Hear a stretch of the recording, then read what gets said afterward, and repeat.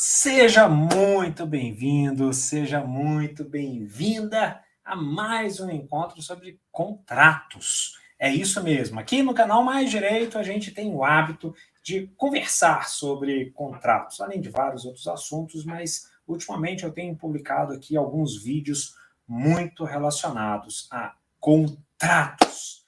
Meu nome é Franco Mazieiro, esse é o canal Mais Direito e hoje aqui nós vamos conversar sobre um ponto muito importante em qualquer tipo de relação contratual, que são as partes envolvidas. Eu acredito que você, em algum momento, já tenha tido que elaborar um contrato, revisar um contrato, analisar um contrato, e você já deve ter pensado em quem colocaria naquele contrato de uma maneira eficiente. Talvez essa tenha sido um problema seu, talvez você tenha tido algum tipo de impasse na hora de colocar corretamente a pessoa em um contrato. E quem que são as pessoas envolvidas em um contrato? O que é esse aspecto que é tão importante para mim? Para mim e para todo mundo que assina um contrato, afinal de contas, você já aprendeu no curso de Direito que quem paga errado, paga dobrado. Então, nada mais importante do que saber exatamente quem são as partes que estão fazendo ali aquela contratação. Mas, Franco, isso é muito óbvio, Franco, isso é muito simples. Será? Será que é muito simples? Num contrato de pequena monta, num contrato pouco complexo, pode de fato ser simples. Mas mesmo nos contratos de pequena monta, pode ter problema, pode ter alguma coisa ali que às vezes as partes passam desapercebidas e que podem provocar um enorme conflito no longo prazo, na execução do contrato, quando houver uma inadimplência desse contrato, quando houver algum ponto ali que pode ser obscuro na realização, na execução daquele contrato. Eu poderia trazer para vocês vários exemplos de situações que eu vivenciei e que geraram muitas dúvidas na hora de se estabelecer quem eram as partes no contrato. Poderia trazer aqui para vocês vários contratos, várias hipóteses, várias situações que eu, como advogado, recebi algum tipo de contrato para poder avaliar e que havia um equívoco, um erro na pessoa que estava subscrevendo, que estava assinando aquele contrato. Então, posso afirmar, sem sombra de dúvidas, que as partes em um contrato não são tão simples, não é tão fácil quanto se parece. E ao longo aqui desse bate-papo com vocês, eu vou mostrar isso de uma maneira mais clara e, principalmente, eu não vou focar tanto nos problemas, mas eu vou focar nas soluções para vocês. E vamos lá, em alguns momentos, em algumas hipóteses, nós não podemos falar só do comprador e do vendedor, do locador e do locatário. Nós não podemos falar só do prestador de serviços ou do tomador de serviços. Em algumas hipóteses, e não são raras essas hipóteses, nós temos que falar também dos intervenientes. Nós temos que falar também dos garantiadores. Temos que falar também dos terceiros interessados. Às vezes, dos tutores, às vezes, dos curadores. As partes que estão ali dentro de um contrato, elas se sujeitam a vários critérios diferentes e precisa, sim, você como advogado, você como advogada, tomar vários cuidados para fazer com que o contrato seja firmado, seja executado pelas pessoas corretas. Todos, seja o interveniente, seja o terceiro interessado, seja o contratante, seja o contratado, todos têm papel muito importante naquela relação contratual, naquele desenvolvimento contratual. E por isso é tão importante você ter isso muito atento, ter isso no seu radar. A confusão acontece desde um contrato muito simples até um contrato mais complexo. Obviamente, nos contratos mais simples, é mais fácil de você visualizar. Mas nos contratos mais complexos, podem ter problemas. Vou dar um exemplo. numa prestação de serviço advocatício. Nisso não tem confusão nenhuma. Não tem confusão nenhuma. Será que não? Eu já vivenciei, no mínimo, 2 ocorrências de contratos de honorários que trouxeram muitas dificuldades para os advogados conseguir receber os valores ou cobrar de quem tinha como pagar e estava envolvido na prestação de serviço, porque na hora da elaboração do contrato ele não se atentou a alguns pontos específicos. Isso é um caso muito simples, por exemplo, quando a gente fala de uma pessoa jurídica contratando um escritório de advocacia, mas essa pessoa jurídica faz parte de um grupo empresarial e todas as outras empresas eventualmente têm o serviço, têm algum suporte daquele escritório de advocacia, mas o contrato é formulado em nome só de um e sem qualquer vinculação com as demais. Um caso simples. A gente também pode falar aqui numa situação, por exemplo, de um contrato de trespasse, que eu já vi muitas pessoas terem dificuldades em quem é o vendedor numa operação de trespasse. Você acha que é tão simples?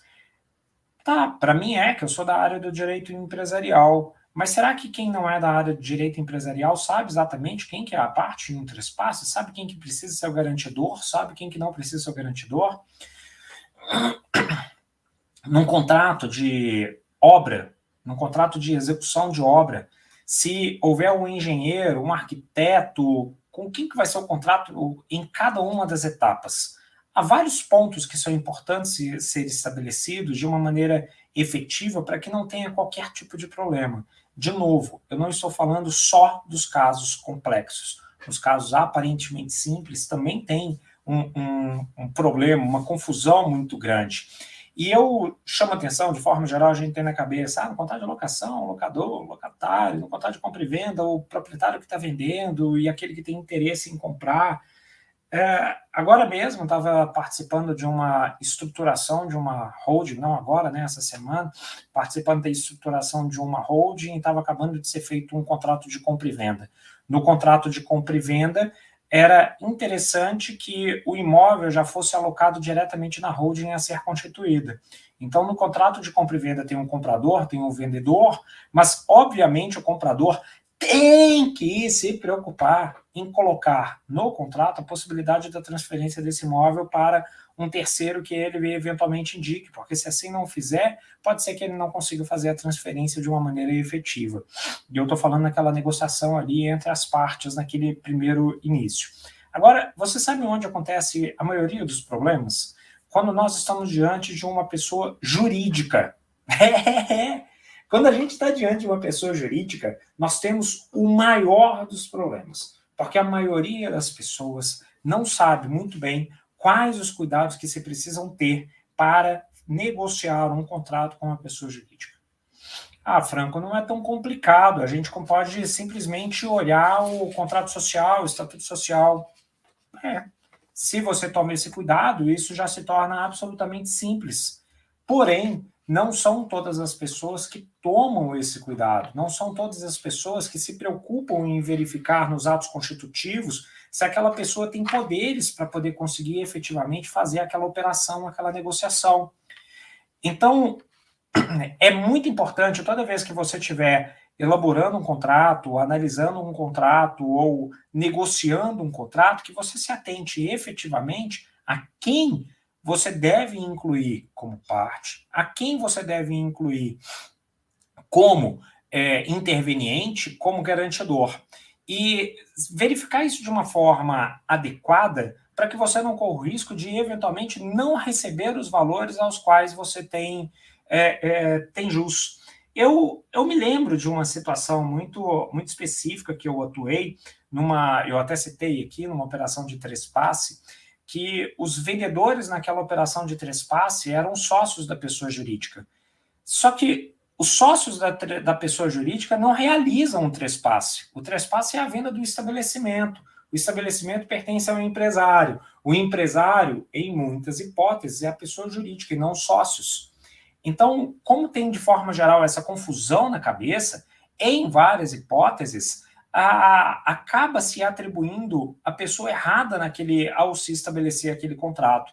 Então, nessa operação de trespasse, por exemplo, quem deveria fazer parte do contrato era o empresário e não os sócios do empresário.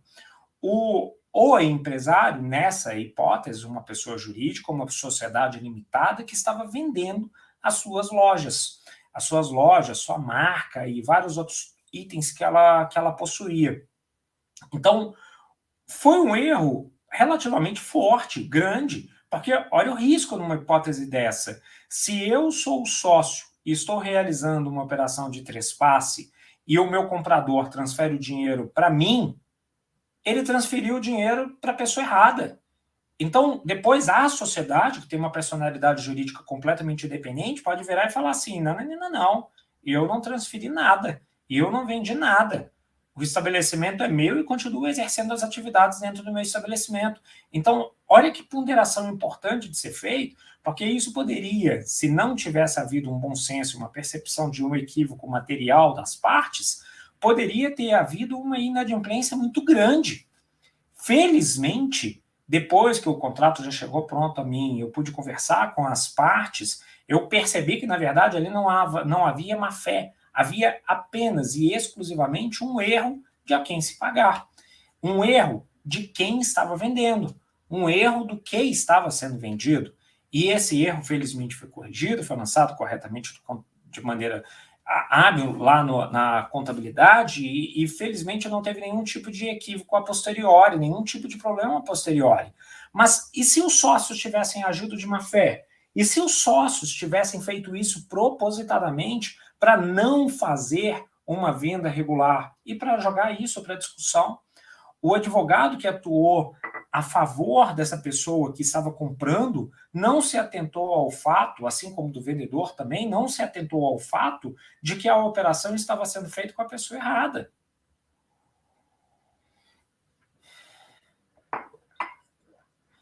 Pessoal, já tive uma outra situação de uma venda de um equipamento de um grande valor.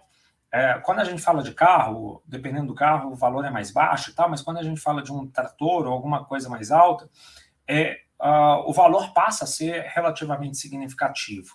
E eu tive uma participação em um problema que surgiu na execução de um contrato, que, na verdade, era um contrato de compra e venda de vários bens, dentre os quais um trator de um alto valor, esse trator representava alguma coisa em torno de 40%, 45% mais ou menos do valor total do contrato, e este trator não pertencia formalmente àquele que tinha participado do contrato de compra e venda como vendedor. Franco, como assim não, isso aconteceu? Basicamente, era um grupo de empresas também, e que essa empresa realizava várias atividades diferentes de obras, e em cada obra, às vezes, ela ia comprando alguns equipamentos. Numa dessas obras, uma dessas SPS, eles adquiriram um trator, um equipamento de muito grande valor, e todos os outros bens estavam em nome de uma outra empresa. Passou 1 ano, 2, 3 anos, e depois houve a venda desses equipamentos. Eles já tinham deteriorado um pouco, não eram equipamentos mais tão novos, mas houve a venda de todos esses equipamentos. E aí, de repente, quando foi fazer a transferência de um dos bens, que era o mais valioso de toda a história, opa, esse bem não pertence a mim.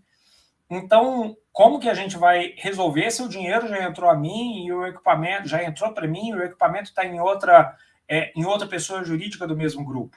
Estava no mesmo grupo, de novo, não havia má-fé, não havia interesse em lesar. Mas e se houvesse? E se houvesse um interesse em lesar? E se houvesse um interesse em não efetuar a transferência daquele bem? Ah, Franco, mas aí pode alegar má-fé, pode alegar um tanto de coisa. Pode alegar, mas pode alegar no judiciário ou num tribunal arbitral. Então, a gente tem uma alegação num judiciário que é rápido. Imagina, você já pagou por um equipamento que equivaleria ali a 40% mais ou menos do valor total da negociação e você quer reaver esse 40%. Você vai reaver isso de uma maneira célere? Se a pessoa do outro lado estiver agindo com má-fé, não, você não vai receber isso, você não vai verificar esse valor de uma maneira rápida, vai demorar. E olha o prejuízo que foi causado por uma falta de verificação correta da propriedade do veículo naquele momento. Franco, e o que isso tem a ver com partes em um contrato? Tudo! Aqui, você como advogado, você como advogada do vendedor, o que deveria ter feito? Deveria ter pedido a relação completa de todos os veículos e identificado exatamente a quem pertencia cada um daqueles bens, a cada um daqueles equipamentos. E ao verificar que um dos equipamentos representava, pertencia a uma pessoa jurídica que não era aquela signatária inicialmente, era só ter falado, ô fulano, ô doutor, coloca aí no contrato, por gentileza, essa outra pessoa jurídica que está vendendo este bem específico. E aí as partes nesse contrato passariam a ser, como comprador, o seu cliente, como vendedor, as duas pessoas jurídicas. Uma, aquela pessoa jurídica que possuía grande parte dos equipamentos, 60% dos equipamentos, eram muitos equipamentos, mas mais baratos, e a outra pessoa jurídica que detinha aquele bem que era mais caro, mas era um só e representava 40% do total de toda a operação. Um pouquinho mais, um pouquinho menos. Então, percebam que verificar quem é a parte envolvida em cada uma das contratações não é tão simples quanto parece, mas é extremamente importante. Eu citei aqui 2 casos que poderíamos ter tido vários problemas se na situação concreta alguma ou algumas das partes envolvidas estivessem agindo de má fé. Mas, como felizmente nessas 2 hipóteses eles estavam agindo de boa fé, não teve nenhum tipo de problema. Só que um ponto que eu te chamo a atenção é que você nunca pode atribuir a um terceiro um risco que você poderia controlar. Como assim, Franco? Se você, como advogado ou como advogada, tivesse, no começo dessa relação contratual, pedido esses documentos e verificado esses documentos, você estaria trazendo para si o controle, teria percebido que um daqueles veículos não pertencia ao vendedor e que era necessário que essa outra pessoa jurídica fosse incluída no contrato. Obviamente, se havendo um interesse de venda, iria ter as partes todas ali presentes no contrato, os dois estariam como vendedores, e aí, obviamente, não teria mais nenhum tipo de risco. Você teria trazido para você e para aquela relação contratual o controle do negócio. A partir do momento que aquele advogado não levantou esse ponto, não solicitou esses documentos e não verificou esses documentos, o que aconteceu de uma maneira simples foi, ora, a partir do momento que uma das partes não está ali dentro do contrato, a responsabilidade e o risco caiu na mão de um terceiro, que é o verdadeiro dono daquele bem. E sendo o verdadeiro dono daquele bem um outro completamente aleatório, você colocou na mão de terceiro algo que até então estava na sua mão. Então, numa relação contratual, é imprescindível manter o controle de todas as tratativas, manter o controle de todas as operações e assumir a verificação de todos os documentos, de todos os dados, para que não se corra o risco de ter uma operação indevida ou uma operação com as partes equivocadas. Naquele outro caso que eu trouxe para vocês, o que os advogados deveriam ter feito naquela situação? Ter verificado se, ao se tratar de uma operação de trespasse, quem é o dono daquele estabelecimento? Ora, é o empresário. Então, se é o empresário, muda-se a parte. Então, sempre é necessário fazer esse tipo de verificação para não correr nenhum tipo de risco. Então, eu já participei de várias discussões desse tipo, que felizmente acabaram com êxito. Já tive várias situações contratuais que eu participei da elaboração do contrato, da elaboração, da revisão, da análise do contrato, e foi identificado, às vezes por mim, às vezes pelo colega, às vezes por todos os envolvidos, que talvez pincelar uma pessoa adicionalmente para poder participar naquele contrato seria interessante, ou excluir uma pessoa seria interessante, ou trazer outra pessoa para poder colocar como interveniente seria importante em uma determinada situação, em um determinado momento. E é extremamente importante que você, advogado, você, advogada, separe um tempo, dedique um tempo para verificar especificamente quem devem ser as partes naquele contrato. E mais que isso, vocês devem verificar se aquela pessoa detém o objeto que está sendo negociado, ou, se for uma pessoa jurídica, que aquela pessoa jurídica tenha autorização para fazer aquela negociação. Como assim, Franco? Como assim? Porque se tratando de uma pessoa jurídica, é comum que as pessoas jurídicas tenham alguns limites de autorização ou de negociação. Eu vou colocar aqui para vocês, por exemplo, se alguém estiver aqui e quiser citar, a gente pode fazer isso junto. Se alguém que estiver nos acompanhando aqui quiser citar o nome de uma grande empresa qualquer, sei lá, Vale, MRV, qualquer empresa que vier na sua cabeça, mas tem que ser uma SA de grande porte, que a gente pode pesquisar isso junto e eu posso mostrar para vocês o que eu estou falando, qual o ponto que eu estou falando. Então, se vocês quiserem, coloquem aqui de toda forma, enquanto isso eu vou procurar o da Magazine Luiza, que é a empresa que me veio aqui na cabeça. Só para que vocês tenham ideia, vou procurar aqui simultaneamente do que eu estou falando. Então, Estatuto Social. Se alguém quiser falar outra empresa nesse momento, pode falar. Da Magazine Luiza. Olhem o que eu estou... Aqui eu já achei o Estatuto Social, e aí o que eu quero chamar a atenção para vocês é que, por exemplo, se vocês fossem fazer uma negociação com a Magazine Luiza, vocês precisariam solicitar, e aí eu já estou entrando no mérito do cuidado que vocês precisam ter, tá? E eu falo que, de forma geral, a gente precisa saber, um primeiro ponto é, quem está negociando é quem deveria estar negociando? É o primeiro ponto. O segundo ponto, quem está negociando tem autorização para negociar? O primeiro ponto é, quem está negociando poderia estar negociando? Você precisa primeiro verificar, esse cara é o proprietário? Esse cara é o possuidor? Esse cara é o sócio? Esse cara é o administrador? Esse cara é o dono daquele bem que está sendo feito, que está sendo vendido? Esse é o primeiro ponto a se verificar. O segundo é, beleza, já passei pelo primeiro. Agora, nesse segundo item, o que eu preciso verificar é, essa pessoa que está negociando comigo tem autorização para isso? E olha que interessante. Vamos imaginar que nós estejamos negociando com a Magazine Luiza, por exemplo, que foi a empresa que eu acabei de abrir na telinha aqui para a gente poder encontrar. A gente vai lá no Estatuto Social, tem do objeto, papapá.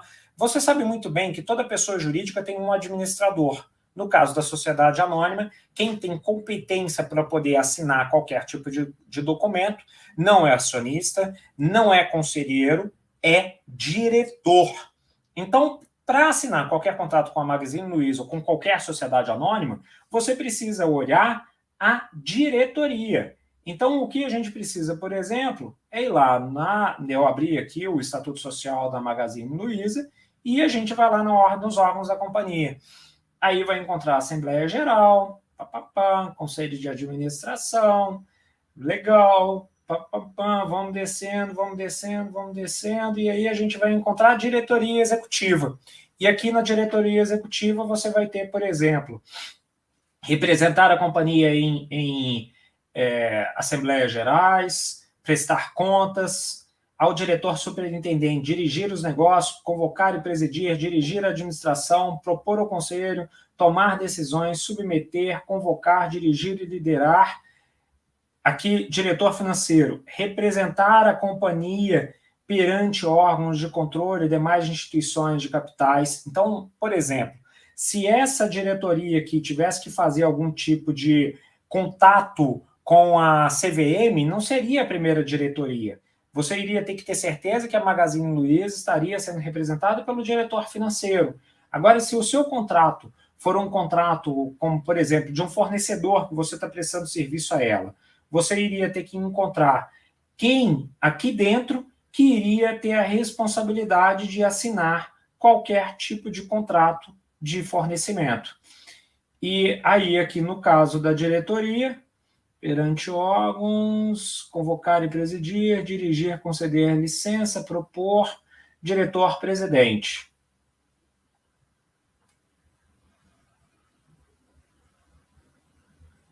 Aqui a gente encontra, por exemplo, dentro das diretorias da Magazine Luiza, que o diretor financeiro, o diretor-presidente, ele teria aqui a possibilidade de representar perante a própria sociedade, desenvolver os novos negócios, ao diretor superintendente dirigir os negócios e a administração geral da companhia. E aí, todo o restante que ele teria seria do diretor superintendente por assinar algum tipo de contrato ou algum tipo de obrigação de forma mais eficiente. Aí é que tem praticar todos os atos necessários. Estou dando um exemplo aqui para vocês, que isso daqui é o que precisa ser feito por você como advogado ao fechar um contrato com a Magalu ou com qualquer outra. Pede o estatuto social, se for uma sociedade anônima, se for uma associação. Pede o contrato social, se for uma sociedade limitada com a qual você estiver contratando. Pede a escritura do imóvel, se for um contrato de compra e venda imobiliária. Se você estiver elaborando um contrato de prestação de serviços, verifique se quem está assinando tem todas as competências, e aí competências no sentido jurídico, para contrair as obrigações contigo. Esse é um ponto extremamente importante para você poder entender e adotar as medidas necessárias para a elaboração de algum tipo de contrato. Então, quais documentos solicitar, Franco? O contrato social, o registro imobiliário, a ata de assembleia, a ata de reunião, as procurações necessárias para que você outorgue o competente documento de uma maneira eficiente e a não causar problemas ao seu cliente ou mesmo a você, porque, obviamente, se elaborar algum tipo de documento desse de maneira equivocada, pode ser que seja atribuída algum tipo de responsabilidade para você. Seria mais ou menos, pessoal, o que eu falo quando eu digo respeito às partes, é mais ou menos como um casamento. Você tem que escolher a pessoa correta e tem que ter certeza que você está casando com ela. Você não pode casar com ela ou com ele, com ela a pessoa que eu quero dizer. Você não pode casar com uma pessoa e chegar lá no cartório e ter outra pessoa para poder assinar aquele documento. Você vai ter que casar e adotar todas as providências em relação àquela pessoa com a qual você está contraindo matrimônio. Ah, Franco, se for casamento por procuração, tá bom, casamento por procuração, você vai ter que ter certeza que o nome que está lá é a pessoa com a qual você está casando. A mesma coisa se você estiver fazendo qualquer tipo de contrato. Tenha certeza que a pessoa com a qual você está contratando é a pessoa que você deveria e gostaria de contratar.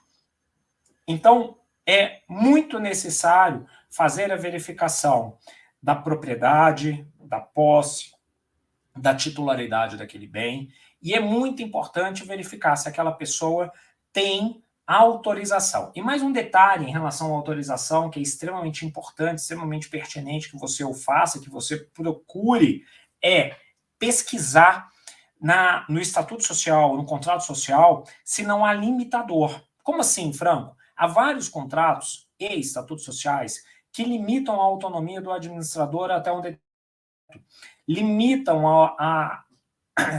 que o administrador contrate ou contraia obrigações acima, por exemplo, de 20 mil, de 100 mil, de 1 milhão, de 2 milhões.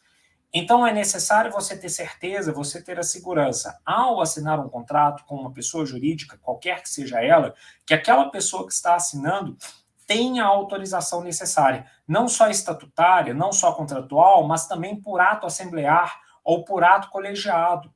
Eu quero dizer com isso uma reunião. Então, se você estiver assinando um contrato, por exemplo, a empresa PTO, PTO Construtora Limitada, com a qual você está contratando, o administrador é o João, e o João tem um limite de contrair obrigações de R$1 milhão.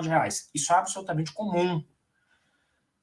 Acima de R$1 milhão, o João precisa de uma reunião de sócios. Então, você precisa do contrato social e precisa dessa reunião de sócios autorizando, falando que o João pode contrair aquela obrigação acima de R$1 milhão. Faça todas essas verificações, porque depois pode ter problema no contrato? Pode, mas vai ter problema na execução, vai ter problema em outros pontos. Não haverá problema nas partes. Percam um tempo investindo na investigação, na identificação, no conhecimento de quem são as partes e se aquele objeto pertence às partes contratantes, para você não cair em nenhum dos problemas que eu citei aqui, para você não correr o risco de ter aquela situação de pagar errado, de pagar a pessoa que não deveria receber, de ter um contrato que não estava ligado ao titular realmente do bem ou que não estava ligado àquela negociação efetiva. Então, tome esses cuidados para você não correr o risco de causar prejuízo a si e causar prejuízo ao teu cliente. Tome cuidado de saber exatamente quem são as partes, quais são os bens, fazendo essas verificações, no mínimo essas verificações que eu trouxe aqui para vocês. Mas, como você já tem acompanhado, eu levanto vários outros pontos que são extremamente importantes para você, como advogado, como advogada, que mexe com o contrato, e praticamente todos nós mexemos com o contrato com uma certa frequência, para que nós nos atentemos sempre a esses pontos, para que nós nos atentemos sempre à parte contratual. Eu não cheguei a falar aqui sobre interveniente, eu não cheguei aqui a falar sobre garantidor, não cheguei aqui a falar sobre forma de garantia, mas consegui transmitir para vocês o principal ponto relacionado às partes e que muita gente não dá a devida importância. Queria agradecer você por ter assistido até aqui, queria agradecer você por ter participado desse bate-papo comigo e queria desejar muito sucesso em todas as suas futuras elaborações, revisões ou análises de contrato. E se você quiser, você já sabe, o que eu tento, se você quiser melhorar nessa área, o que eu faço aqui constantemente no canal é te ajudar a transformar a sua carreira jurídica, elaborando, revisando, analisando contratos. Um abraço forte e até a próxima!